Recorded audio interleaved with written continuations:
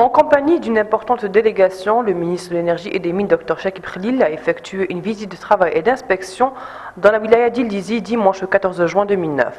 M. Chakib Khlil s'est rendu à Torest, un village électrifié en énergie solaire et doté de puits de parcours. Les puits d'eau alimentés en solaire permettent l'approvisionnement en eau gratuitement et sans recourir à l'effort humain ou à l'électricité. Ce projet est inscrit parmi une vingtaine d'autres projets réalisés au Tassili par la Fondation Sonatrach Tassili. Dr Chakib Khlil a remis une dizaine de fours fonctionnant à l'énergie solaire aux femmes du village, leur permettant la cuisson d'aliments sans recourir au feu de bois.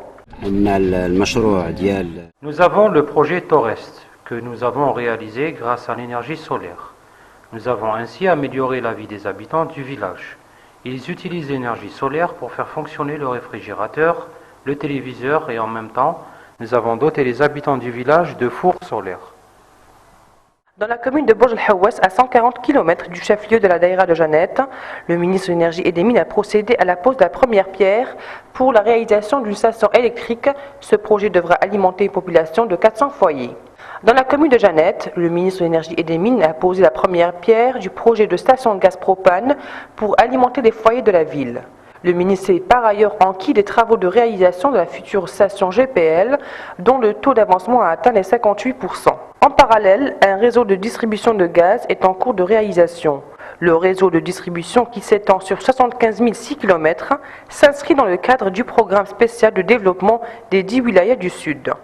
Le ministre de l'Énergie et des Mines a également visité la station-service rénovée Naftal de Janet, où il a inspecté les conditions de stockage des carburants. La visite du ministre de l'Énergie et des Mines s'est achevée par l'inspection des travaux de construction de la résidence des hôtes de Sonatrach Soprep, dont les travaux ont atteint 63% de taux d'avancement. La délégation ministérielle a marqué une halte à la bibliothèque communale afin de rendre hommage à l'artiste et maître de la chanson targhi disparu, Ajman Bali, et ce par l'inauguration d'une exposition retraçant la vie et l'œuvre du défunt.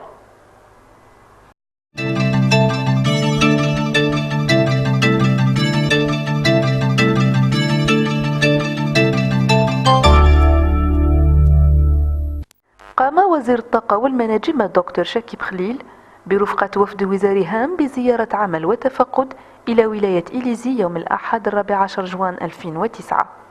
توجه وزير الطاقة والمناجم الدكتور شاكيب خليل إلى بلدية تورست، القرية المجهزة بالكهرباء بفضل الطاقة الشمسية والممونة بآبار رعوية، والتي تسمح باستخراج المياه بالطاقة الشمسية دون أي تكاليف مالية أو قوة بدنية أو حتى كهربائية.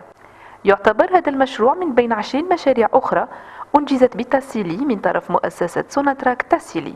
ومن جهة أخرى قام الدكتور شاكيب خليل بتقسيم عشرات من الأفران إلى نساء القرية، حيث يشتغل الفرن بواسطة الطاقة الشمسية ويسمح لهن بالطهي بدون اللجوء إلى حرق الحطب.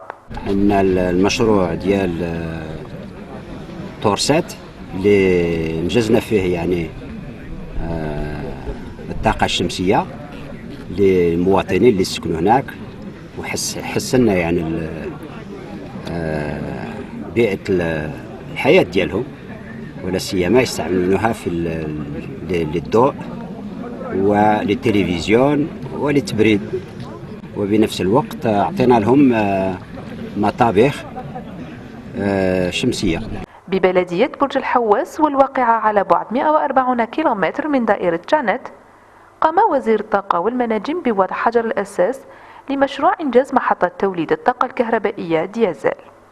وقد تفقد الدكتور شاكيب خليل أشغال إنجاز الخط الكهربائي الذي يسمح بتموين 400 أسرة. ببلدية جانت قام وزير الطاقة والمناجم بوضع حجر الأساس لمشروع محطة غاز البروبان لتموين سكان المدينة، كما تفقد سير الأشغال لإنجاز محطة غاز البروبان المميع المستقبلية، والتي بلغت نسبة تقدم إنجازها إلى 58%. وفي نفس الوقت مشروع شبكة توزيع الغاز في طور الإنجاز، والتي تغطي 75,006 كيلومتر المسجلة في البرنامج الخاص لتنمية عشرات ولايات الجنوب. قام وزير الطاقة والمناجم بزيارة محطة الخدمات نفطال التي أعيد تجديدها، كما تفقد ظروف تخزين الوقود. انتهت زيارة العمل لوزير الطاقة والمناجم بتفقد أشغال إعادة بناء إقامة سوبرب سوناتراك، والتي بلغت نسبة تقدم أشغالها إلى 63%. انتقل الوفد الوزاري إلى مكتبة البلدية لوقفة تكريمية لفنان الأغنية التركية الراحل عثمان بالي، والمعرض المخصص لحياة الراحلة الفنية.